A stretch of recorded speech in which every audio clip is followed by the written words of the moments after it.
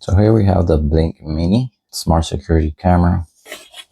So here you can see it comes with charger,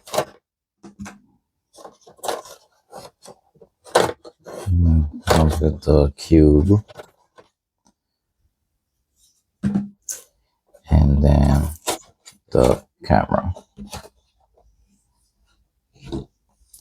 I'm thinking of putting this on my work area to see how it works.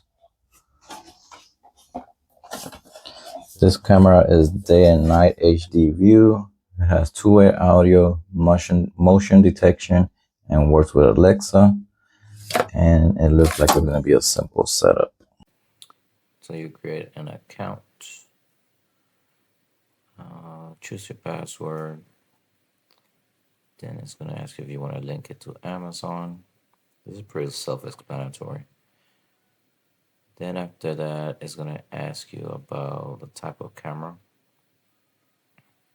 Mine was a mini cam.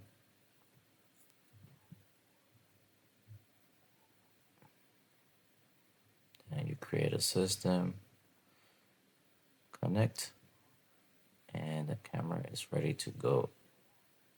It's pretty simple, as you can see.